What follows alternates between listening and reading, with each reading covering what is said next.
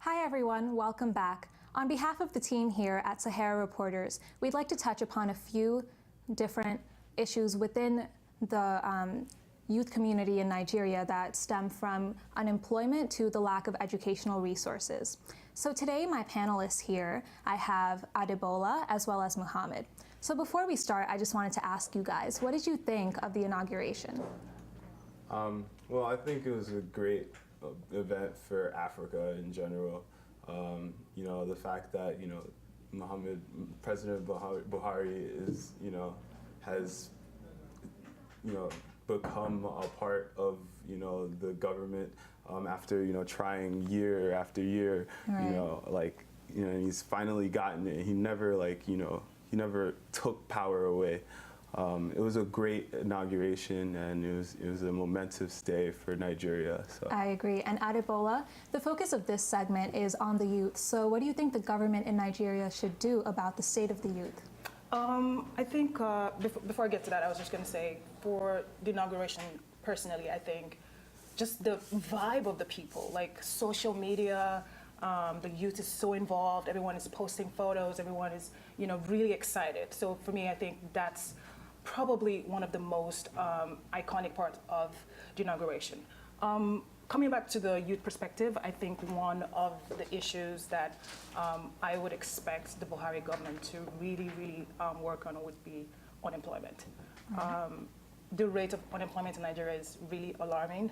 We have a lot of graduates just at home doing nothing, you know, and that transcends to, you know, insecurity, that transcends to a lot of things. So I really expect this government to, you know, focus on unemployment and, you know, really look at all of the issues, you know, starting from, you know, education to, you know, just caring for the masses. Right. I think it's pretty astounding that half of the population is youth and 2/3 of the youth population is unemployed. So I definitely think that the government needs to take more actions, because there are about 1.7 million people who want to go to these universities, but only 500,000 seats are available. So what do you guys think that the government can do to provide more opportunities to accommodate the entire population? Well, I think that something that's very important is that we focus on what's going on in the north. You know, with the Boko Haram insurgency, a lot of those individuals are youth, and they don't have anything to do.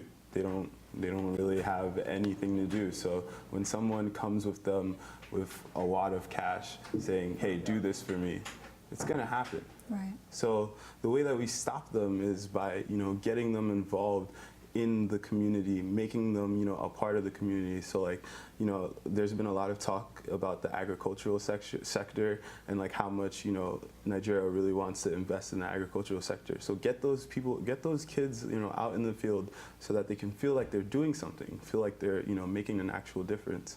And like, hopefully, you know, that'll make a difference, yeah. And Adebola, do you want to touch upon the Bring Back Our Girls?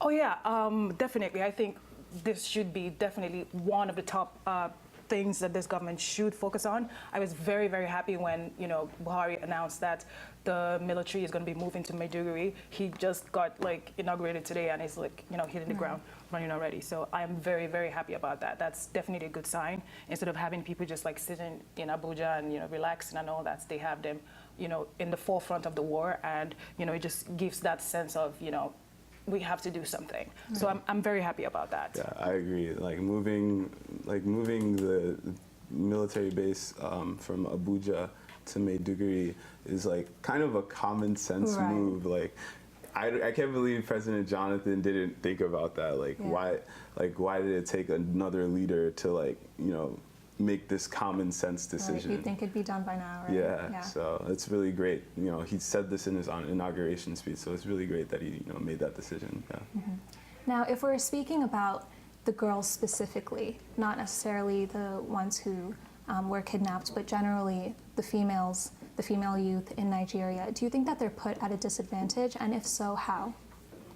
I think when it comes to the area where Boko Haram is, thriving, which is in the northeast, I think a lot of education has to do with women. A lot of people have to be educated, and they have to know that it's probably the strongest tool you can have. When people don't have an idea or they're ignorant, they really don't know where to go. They're just like, okay, this is what it is and it should be that way. So we need to, encourage women and girls to go to school and be educated. That's the, number one step. And also, I think, some of the women, have been released. Some girls also have been released. I think rehabilitation for those women, and just figuring out a way to bring them back into the world. Yeah. And not just bringing them back to do nothing, but just keep them busy. Yeah. Like most of the schools in the north that have been destroyed, they have to go back and rebuild all of the schools. They have to invest in the quality of education, because it's one thing to have an education. It's another thing to have good education. Like most graduates in Nigeria cannot get a job with their certificate. Most of the people who get jobs are people who end up, traveling abroad to study. So what's the point of going to school? So all of this stuff, I think, are issues that are affecting the youth. And if people don't get good education, or they don't have something to do, it's always going to aspire or spring into something. That's interesting. Bad. So you think that the actual academics should be targeted first? Oh yeah. Oh yeah. Yeah, that's actually so important that you brought that up, because before we address this issue of, there aren't enough seats, let's talk about the education itself. Is it even quality education, right? Because these are young kids. They can't necessarily teach themselves. So they're relying on their elders to teach them. So I think it's so crucial that we, make sure that they're learning the right things and things that can actually help them, and so that they're not just, getting a certificate that isn't going to get them anywhere in the future. Yeah, and speaking of that, there is a population of 173 million people in Nigeria, and we have just 128 universities. So, I mean, the system itself cannot, cater to the amount of people who need it. So not just the quality of education, we need more schools, So, I think it's definitely one of the most important things for the youth. Definitely. There's like a 61% literacy rate in Nigeria. And that's just, it's terrible. And there's also a high primary school dropout rate. And 32% of those people that are dropping out of primary school is because of lack of funds. So, clearly there's, something that the Buhari administration needs to work on. We need to get kids to school for free. We don't have to worry about that. We're very fortunate to be in this country. We're blessed to have the opportunity to go to school for free. And I think that that's something all of Africa can work towards. Right. And you touched upon the literacy rate, and you actually witnessed some of the consequences of that firsthand. You were speaking to me earlier about the letters that actually come in to the team here at Sahara Reporters. You want to tell? Yeah, working with the editorial team, we get a lot of articles. Sometimes, they're great. It's like, but, sometimes I'm kind of disappointed at the level of, grammar and the syntax, all of those things. It's difficult. And these are people that have gone through the education system, the university education system. So you can see that there's something wrong with the foundations. Exactly. Just goes to show that it's not as effective as we really hope it would be. Oh, it's not. It's not at all. I can say from personal experience. I studied in Nigeria before I came to the United States to do my master's program. And it's funny because if you compare, the level of dedication of the teachers, the degree in which they take, education to, it's just very different. It just feels like you didn't even go to school. So I think we need to invest a lot in infrastructures, in lecturers, teachers, professors, pay them better, make sure they have, a good life, so they don't feel like, okay, we're just coming to do what we have to do and get out. Make sure that everyone's happy, because when you have a happier workplace, you're going to make sure that you have happier results and people that are actually, studying. So one other thing that we can kind of take a step back for is about child brides and how girls between the ages of 9 and 14 are getting married off. So before we even address this issue of education and how this education should be structured. Let's address these cultural norms and the fact that we think it's okay for a 9-year-old girl to get married off to a man she barely knows who's so much older than her, probably old enough to be her father. Do you think that there are other cultural norms that we need to take care of first before we can even get these children mentally prepared and psychologically prepared to go to school?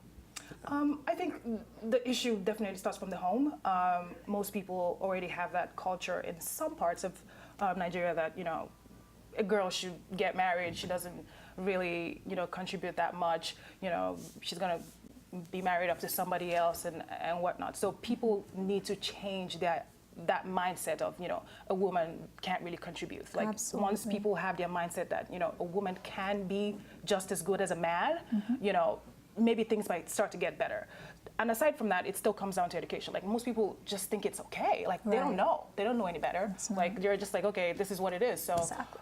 A lot of education and, enlighten people and letting people know that education is the key. So. All right. So thank you, Muhammed and Adebola, for joining us. Please join us for the live stream tomorrow at 10 a.m. Thank you for tuning in.